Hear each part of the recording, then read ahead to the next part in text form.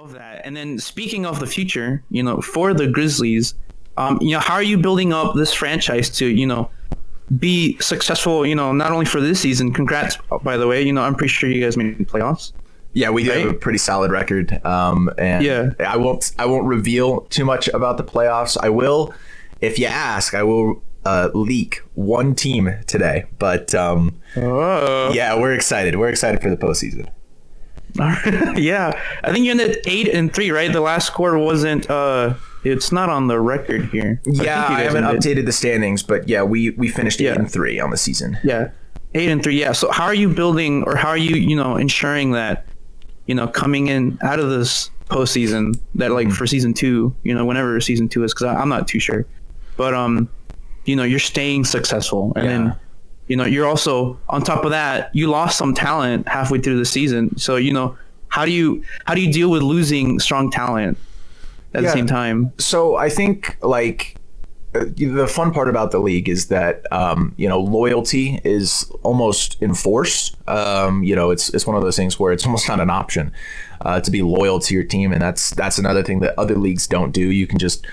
You lose a game and the whole team will just leave and it becomes restructured. And so, having that loyalty is really great for the league because you just build up a franchise. And the goal for college, so there's college and pro, and pro is ideally like more exclusive, the best of the best, and only like these top tier franchise owners we'll be looking at, the top talent from college. And college is designed to be a development phase for players. So college franchises should be looking for, and that's what we're doing with Texas.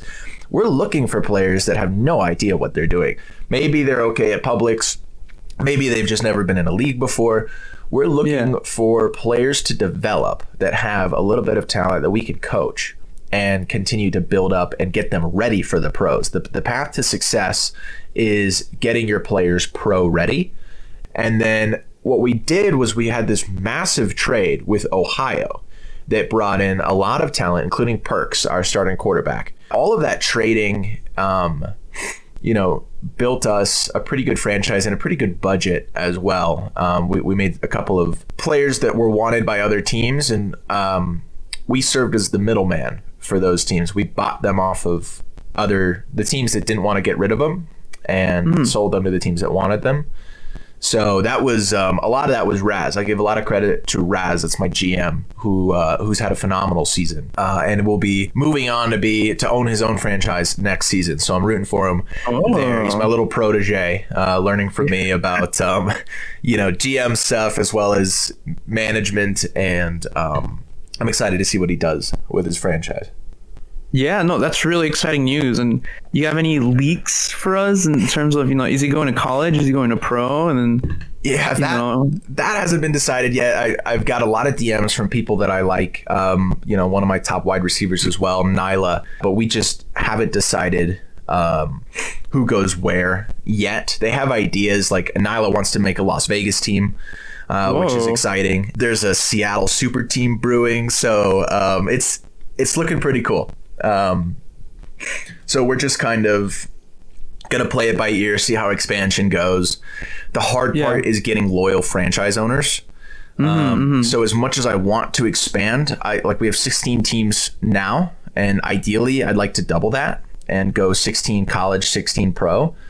Yeah. But the turnover rate for these franchises, it's pretty absurd. Yeah, I find that that's probably one of the biggest challenges that you face, right? Yeah. Probably like as a new league, your JJ Swatt account is also relatively new, right? Like it's not, you haven't been doing this for years. You're right. Yeah, I just started in January, and the rate that this has taken off has been pretty crazy.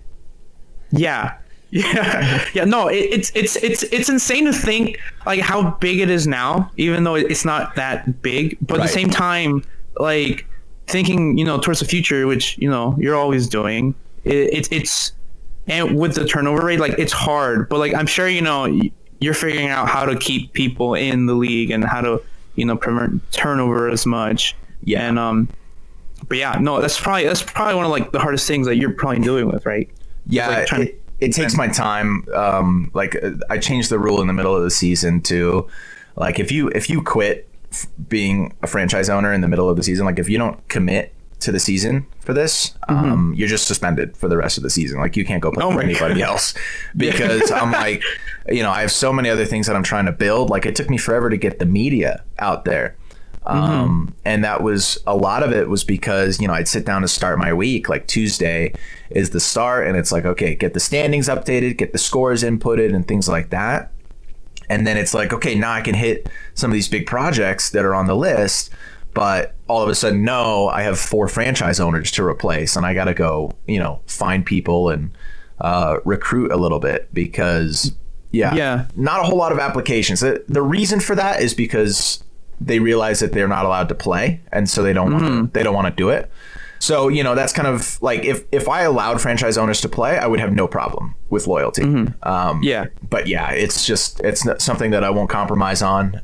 So it's more of just a measured expansion here in the off season, only getting the teams that are sustainable to, realistically need to replace the season, just in case they all quit. Yeah. And then, speaking of the future, will you always be like an owner of a team, or do you think eventually you'll be able to step out from that and then be a player, or focus more on like the growth of the league? Yeah.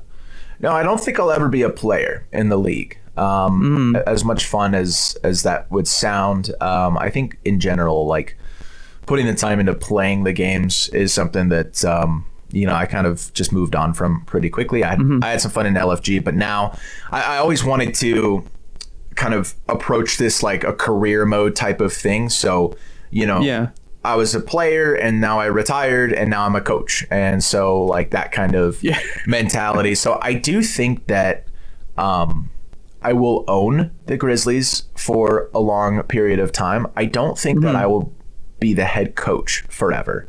I am looking at bringing in coaches. I would like coaches to be in this league that actually coach football in real life, or like know cool enough. Yeah, because that organization, the plays that I've designed, as fun as they are, they're like there's no football knowledge behind them. Like soccer is my sport. I know everything about soccer. Yeah.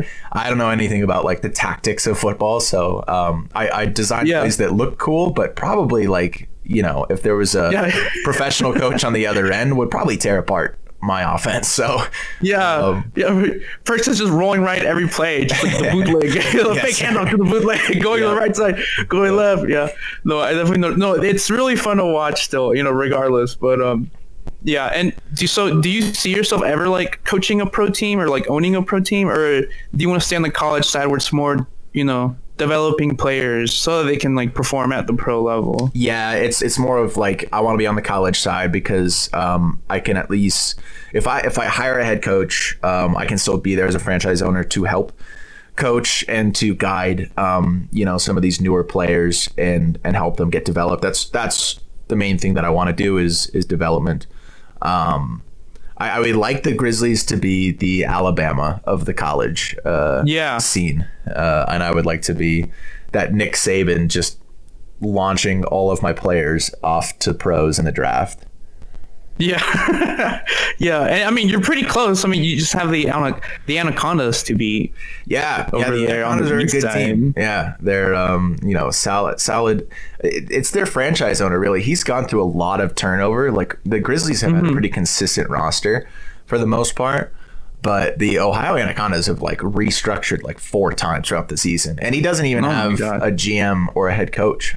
He's just doing it all on his own. He may have a GM now. He may have found somebody, but for a long time he didn't. So I'm pretty impressed with that franchise. And we're looking forward to potentially seeing them here in the postseason.